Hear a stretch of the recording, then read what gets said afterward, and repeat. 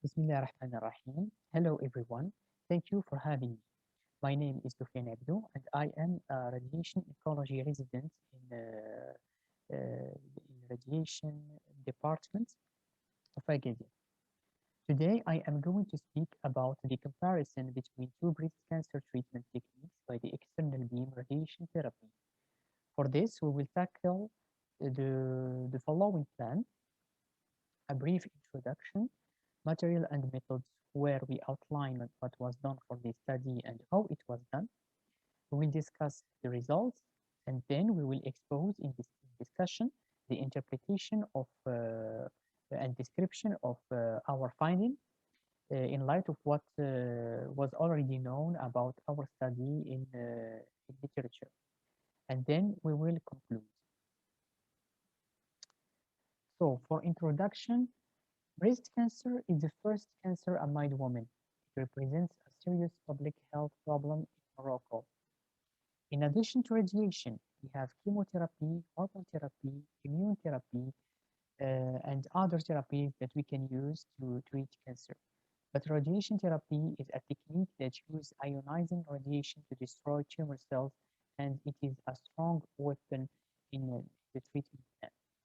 Before arrival of scanner in radiotherapy, the definition of tumor volumes was made of two orthogonal radiographs. It's the radiotherapy in two dimensions. We have two orthogonal radiographs, an anterior and lateral. This technique is now obsolete. Why it is obsolete? Because currently we have the dosimetric scanner and the new accelerator technology. So, what is the purpose of our study? The aim of our study is to evaluate the dosimetric and temporal gains of the monoisocentric technique compared to the source skin distance technique in breast cancer treatment with the external beam radiation therapy.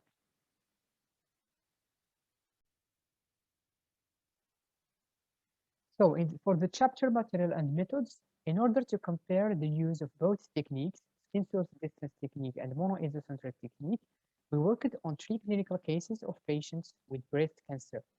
To choose between the two techniques, we applied a different type of radiation. The first one, breast and susclavicular areas. The second one, breast and internal mammary chain with susclavicular areas. And the third one, breast with susclavicular areas and reduced breast volume. This will enable us to study the application of these techniques in different breast cancer treatment situations. For each patient, we adopted two treatment plans, skin source distance and monoisocentric technique, using the TPS. TPS is a computerized system which includes one or more algorithm for calculating those.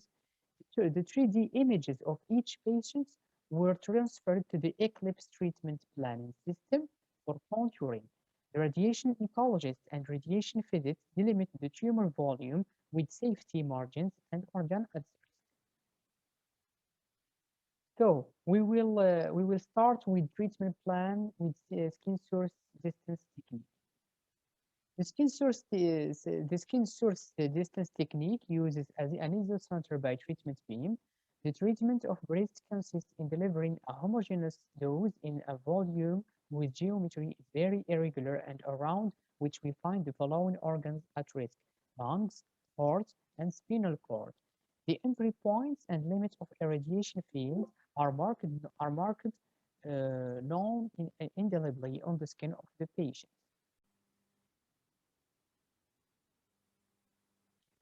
In front of us, two figures corresponding to the photos we have taken in the TPS. The first figure it corresponds to the treatment of the mammary gland with two opposite tangential beams. So I can use the pointer to make it clear. So we have two beams to treat the mammary gland. And the second figure is corresponding to the treatment of nodes of supraclavicular areas with direct anterior beam.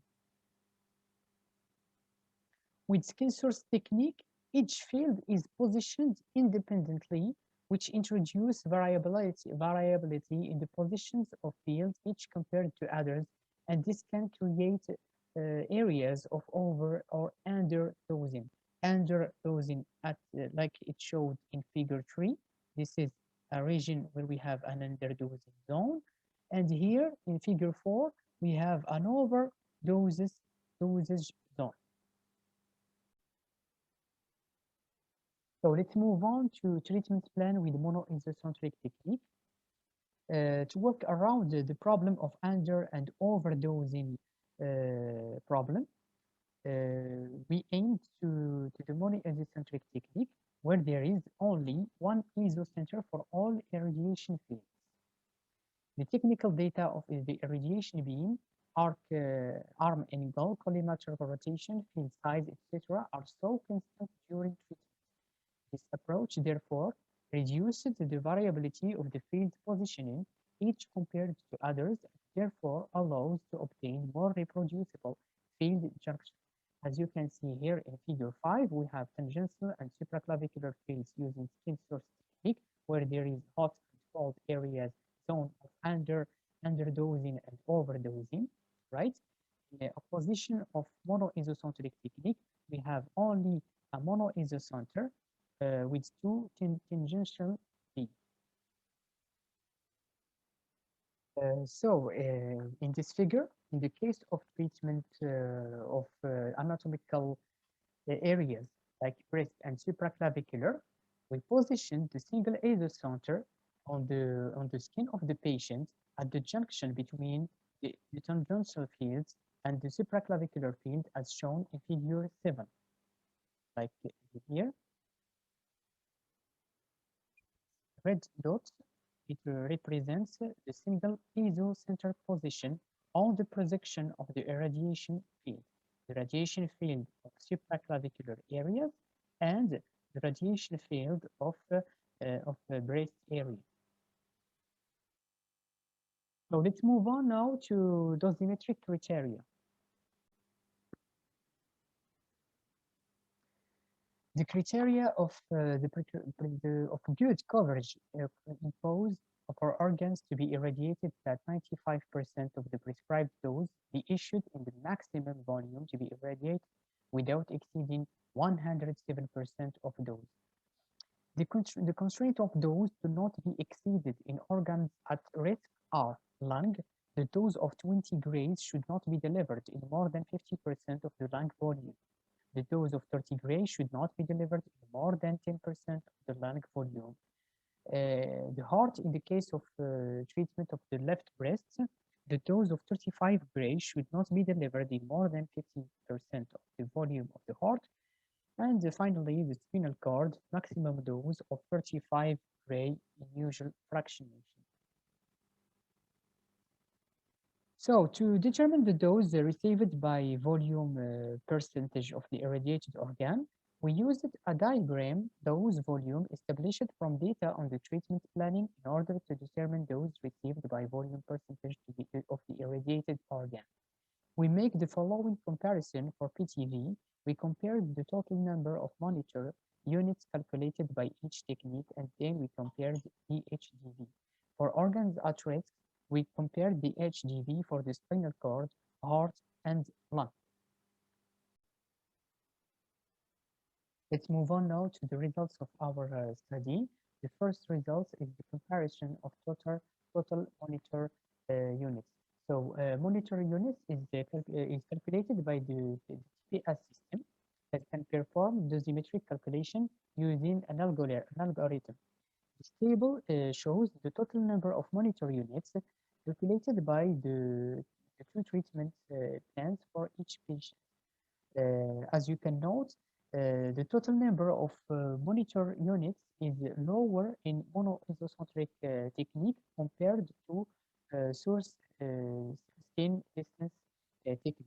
So the number of monitor units can be very important in some cases. So let's move on now to the comparison of histogram dose volume for PTV.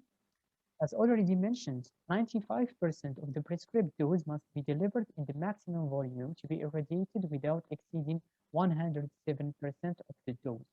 The dose and volume diagrams allows us to know the percentage of volume which received 95% of the prescribed dose.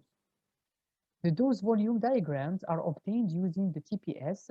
The diagrams obtained for both techniques are represented in the same figure to facilitate the comparison. As it's shown in figure 8, the dose volume diagram for the breast in the case of patient 1, and the figure 9 shows the same diagram for the supraclavicular in the case of the same patient. From these diagrams, we see that the V95% parameter values were increased with the monoisocentric technique, which represents a gain in dose and therefore improved treatment. The same comparison of dose and volume diagrams in the other two patients allowed to deduct the same conclusion as shown in this table. The results in this table were obtained from the dose and the volume diagram established during the patient treatment plan. Results show that the monoisocentric technique, the values of parameter V95% have been increased, which represents a gain in dose and therefore improved treatment. Move on now to the comparison of histogram dose volume for organ at risk. By following the same procedure as for the comparison of HGV for PTB, we studied the dose distributed in organs at risk, lung, heart, and spinal cord. The figure 10 and 11 show the dose volume diagrams obtained for both techniques. For the three organs at risk considered in the case of patient 1, unlike the target organs, the best technique is the one that can deliver the minimum dose to organs at risk exposed to irradiation. For table 3 and 4, we presented the results concerning the dosimetry criteria deducted by those volume diagrams for the three organs at risk in the case of 3 patients. The results for patients 2 and 3 were obtained from the diagrams similar to those of the first patient.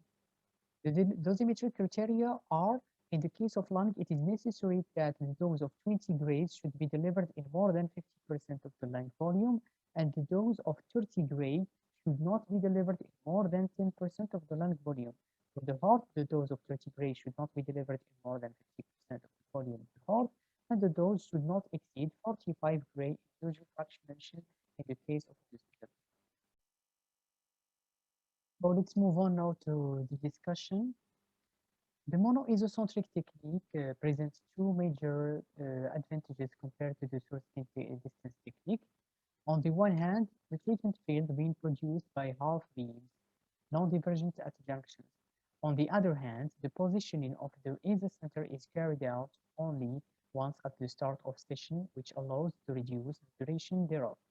We have observed that the irradiation time of each patient is reduced with the monoisocentric technique.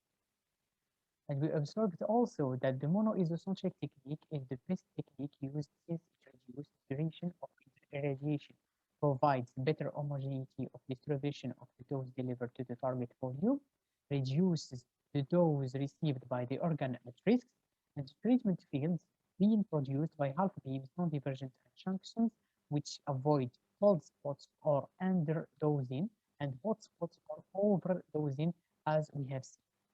And the positioning of the isocenter is carried out only once at the start of session, which allows to reduce the duration thereof.